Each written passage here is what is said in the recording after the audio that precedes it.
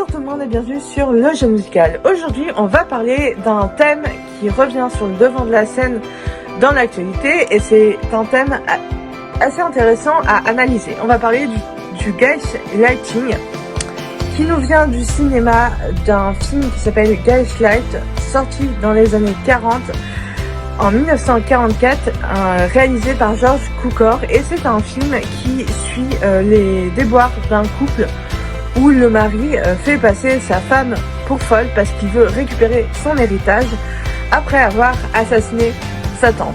Joyeux, n'est-ce pas? Et en réalité, c'est un terme qui nous vient du XVIIe siècle, puisque c'était une pratique où on enfermait les femmes qui osaient se rebeller contre les hommes, donc contre leur mari, parce que elles n'étaient pas d'accord. Parfois, quand elles osaient être différentes, être elles-mêmes, en fait, et ben on les enfermait à la piquée salpêtrière, et en fait on essayait de soigner ce qui était fou, ce qui n'était pas normal, ce qui était difforme. La piquée salpêtrière a donc un long passé dans la folie, et ça pour le coup c'est quelque chose que je ne savais pas, mais c'est quelque chose d'assez intéressant. Cette pratique donc a suscité beaucoup de déboires, on en a beaucoup parlé, et en fait c'est assez marrant parce que cette histoire a été récupérée dans un livre.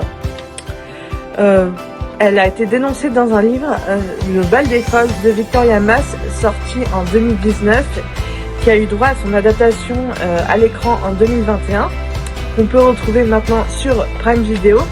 Mais en fait, on voit toute la manipulation autour de ça, comment les hommes essayent de faire passer les femmes pour folles, et à quel point, en fait, elles sombrent peu à peu dans la folie. Elles pensent réellement qu'elles sont folles. Elles ne font qu'accepter, au final, leur funeste destin.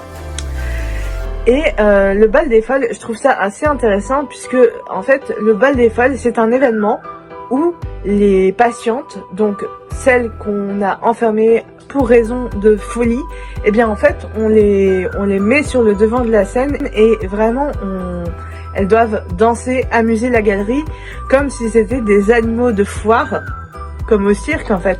C'est exactement ça. Et vraiment je trouve ça assez intéressant de voir qu'aujourd'hui on parle de gaslighting. On en parle beaucoup parce que justement Britney Spears a sorti sa biographie, et où elle raconte tout, où elle raconte comment son père, qui était son tuteur, a abusé d'elle et l'a vraiment fait passer pour folle pratiquement tout au long de sa carrière, tout au long de sa vie en fait, genre pendant 13 ans, c'est ouf quoi. Mais vraiment je trouve ça intéressant qu'en 2019 on n'en ait pas parlé, peut-être parce que en 2019, par rapport à aujourd'hui, c'était une autre époque, les réseaux sociaux n'étaient pas aussi développés que maintenant, et clairement il y a de nouveaux mots qui émergent, des anglicismes qui s'insurgent, enfin qui s'insèrent petit à petit dans la langue française, dont on n'avait pas forcément conscience avant.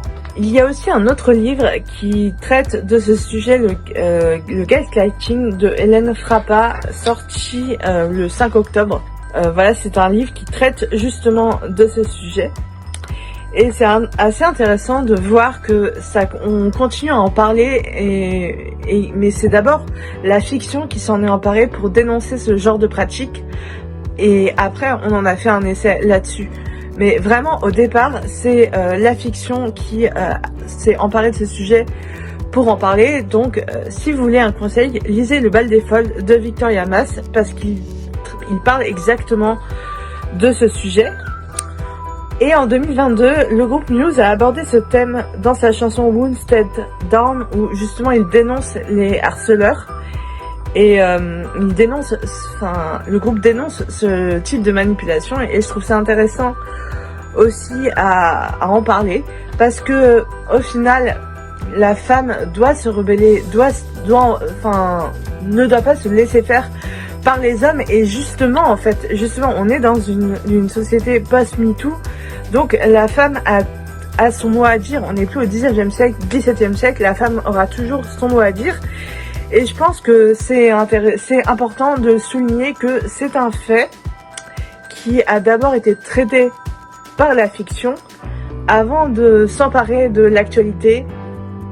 Mais le problème, c'est que certaines personnes ne reprennent pas forcément la base des bases, donc et oublient de citer qu'il y a eu un roman de fiction qui en a parlé.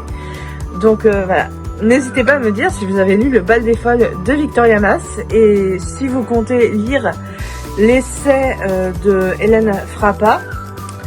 Et nous, on se retrouve très bientôt pour un prochain sujet, une prochaine émission.